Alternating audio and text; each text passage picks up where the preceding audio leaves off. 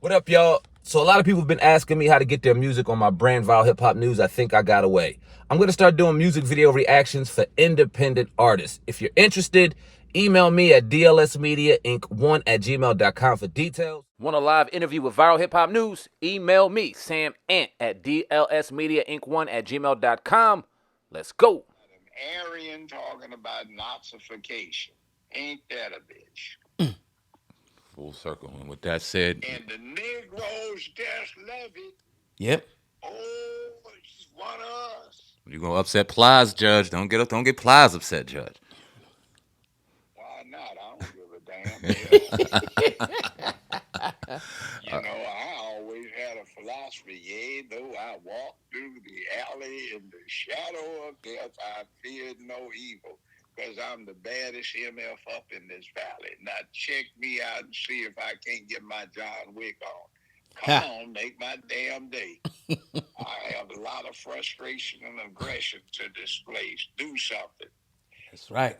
And by the way, see, I'll say this. I don't like this punk play I'm looking at with all these Negro slave niggers running around in the Democratic Party. See, I didn't just have this TV judgeship for 15 years. I did real world. I recruited John Huggins and Bunchy Carter to UCLA. Those were Panthers. I recruited Geronimo Pratt, Panther. I recruited Elaine Brown, Panther. Nathaniel Clark, Gwen Goodlow to UCLA. I know about that. I was UCLA's BSU's community liaison when we were all working with Black Student Alliance, and we were patrolling armed South Central to keep the crap down from the thugs and LAPD getting out of hand. See, I did that. These folk didn't.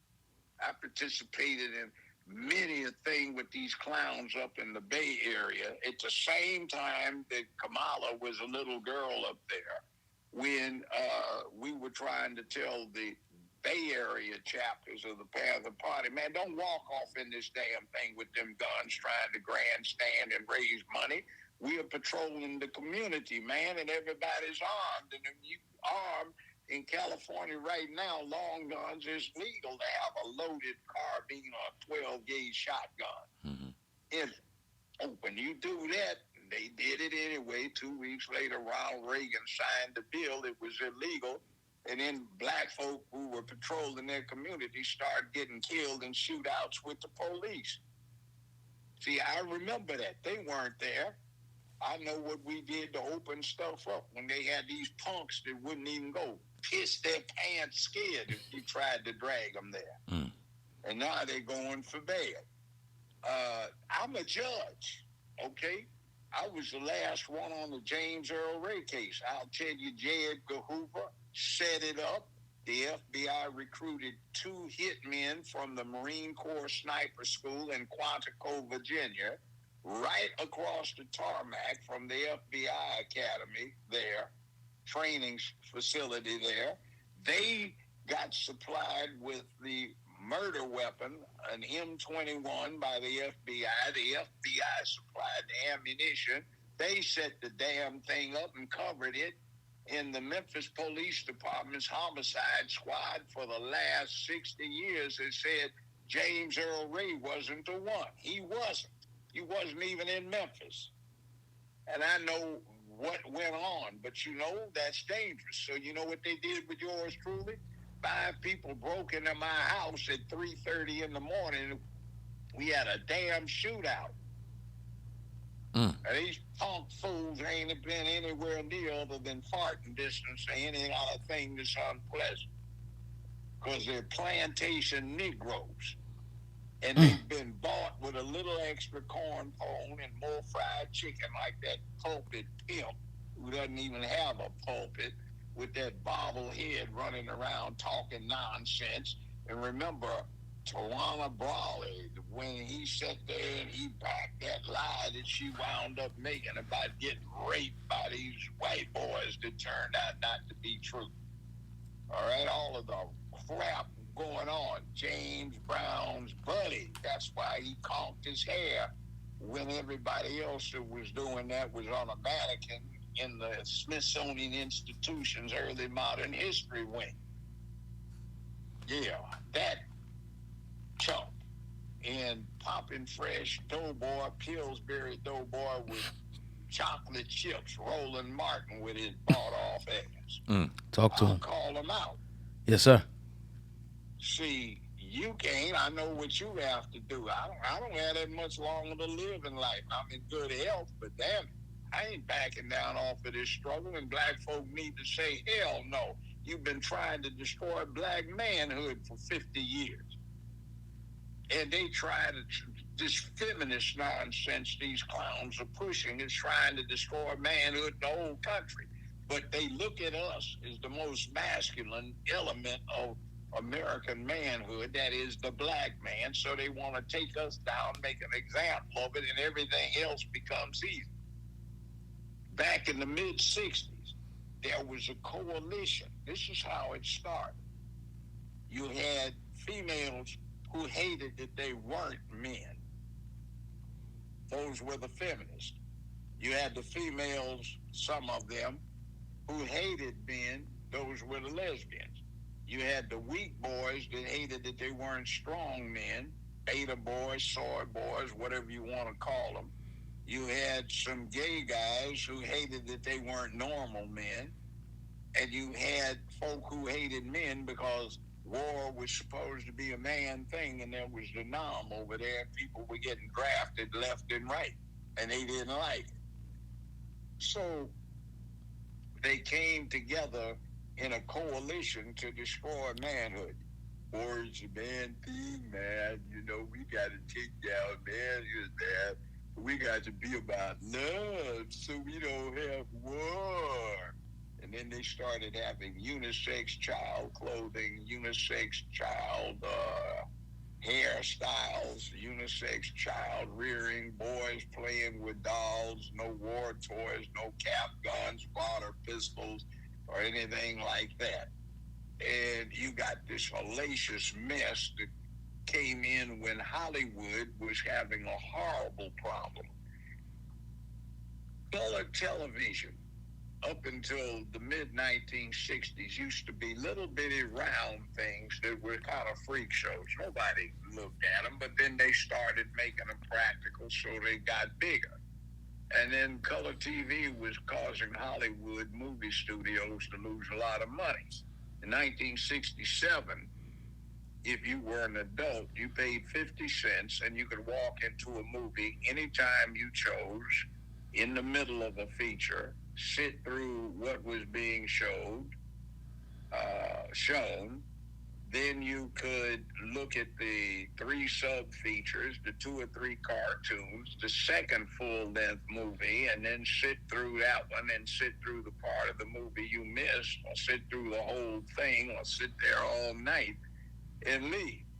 And every Thursday, you got 2 new movies at every theater in the country, and every Sunday you did 2, no matter how big a draw they had.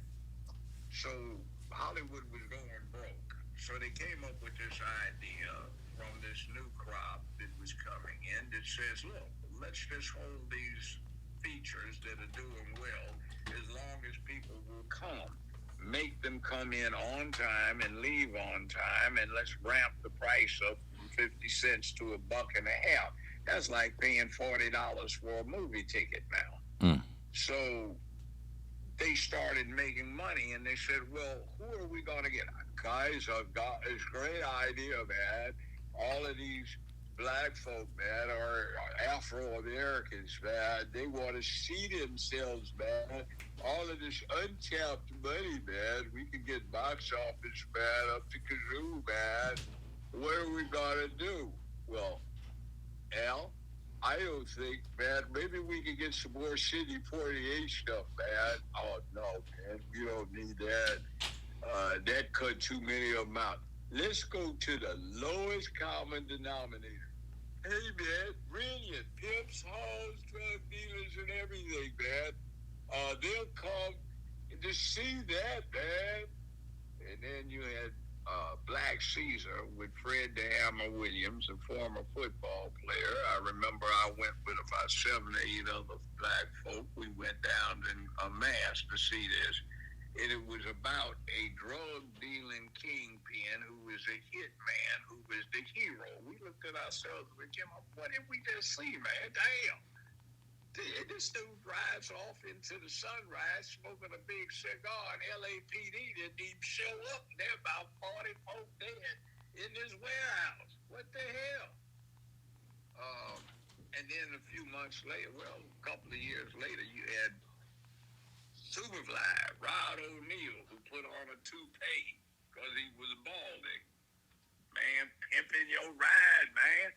I'm going to sell some of this coke, man. I remember when it came out in 71 in L.A.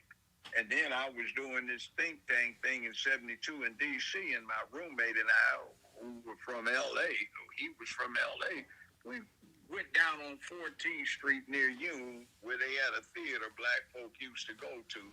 Man, people were coming out of the show in line from buying a ticket, going to the end of one of the short ends of the block, going down the long end to the short end, up the long end, and back around and waiting in line for 3 hours to go see this damn piece of voice. And then you got, what is it, Foxy Brown with fine-looking Pam Grier with a big boobs and a big afro. And the plot line was her brother got killed by drug dealers, so she was going to get revenge. Well, that Foxy Brown thing morphed into the sister had a brother or a daddy or her husband or her lover got killed, so she gets revenge, but she's going to be the drug queen pin. And then they started glamorizing pimps, hoes, drug dealers, murderers, thieves, bank robbers, you name it, dysfunction being glorified.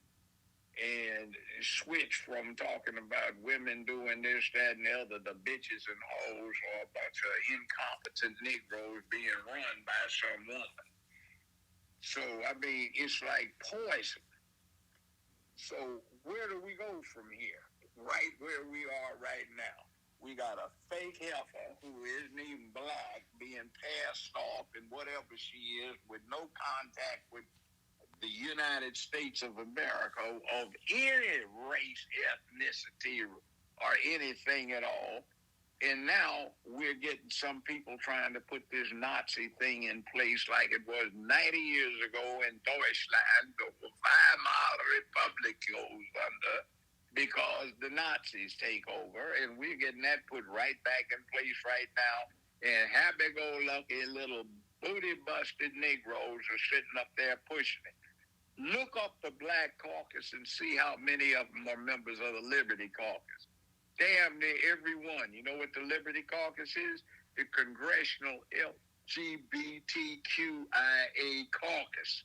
And watch what they put. You can read up on the legislation sponsored or promoted or supported by every single person in Congress or the Senate. Look them up and see what the Black Caucus has been promoting. Every single thing the Liberty LGBTQIA Rainbow Caucus pushes, every Negro in the Black Caucus is pushing. What is going on the other way? Nothing, because they haven't introduced anything. Oh, Emmett Till anti-lynch bill. It doesn't have a damn thing to do with lynching. And every law they need for lynching is in place. What it did was they bamboozled black folk into saying, oh, man, they got an anti-lynch law to protect black folk. No, it doesn't. What it does is for the first time, it introduces sexual orientation as a protected class under federal criminal law. And it doesn't require a killing. Well, lynching is a mob, right? It goes off and it kills somebody, right? Mm-hmm. Wrong. You don't require a mob. It can be one person. Wrong, you don't require killing. It can be a kidnapping. Wrong, you don't even require kidnapping. It can be a beating. So let's say some brother breaks up with his old lady and he's feeling down. His homies say, hey, man, let's go to the club tonight. So he's out at the club and there's what he thinks is a PYT and a short, tight skirt. She's kind of slim, or maybe not. She got big boobs, hoop earrings, and braids down to chains and spit in the shadows, drinking heavy. And then dude looks down, man, what you doing with a heart on? What the hell are you, man?